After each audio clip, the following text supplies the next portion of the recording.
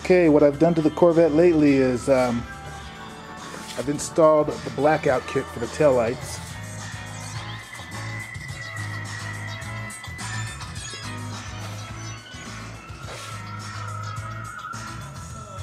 Kind of gives it that menacing look.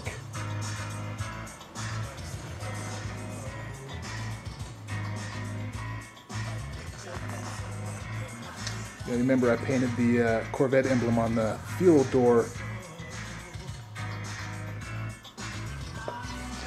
What I've also done is I've recovered the console top.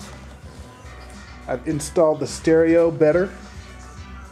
And I removed the bezel around the speedometer cluster to make sure everything was tight under there, because I was getting a short in the digital dash.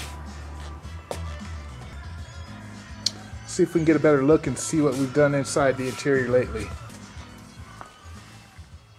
Okay, we recovered the console top here.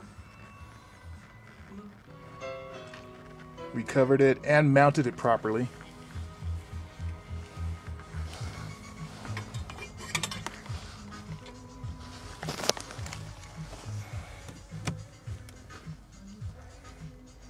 There's a big old door hinge in there holding it together, but at least it's functional.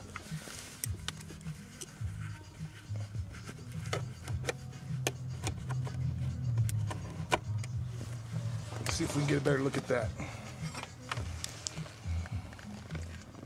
Big old door hinge. I haven't removed the tape that I held it there to get the measurements correctly, but the door hinge is mounted properly and the console does not move around now, so it sits still. I've also installed the stereo.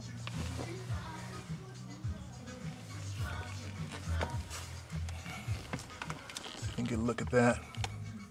Got that in there better. It's all flush with the way it's supposed to sit now. Turned out pretty nice, actually. And the console and the digital dash, went ahead and cleaned it up real good after we removed the bezel and tightened up the screws that mount it. So we're coming along with it pretty good. All we have to do now is get some wheel bearings for the back.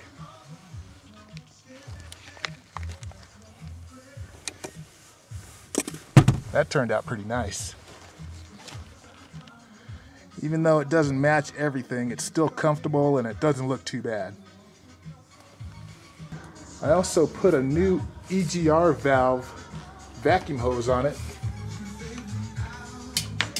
I had a check engine light come on, and when I went to go ahead and read the codes, it told me it needed the EGR valve vacuum hose. So I went ahead and replaced that, so it should run much smoother.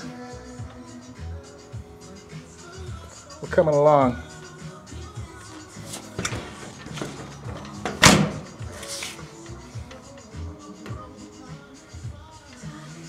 The wheel bearings are behind these wheels here. There's the one complete unit comes like for 80 bucks over at AutoZone.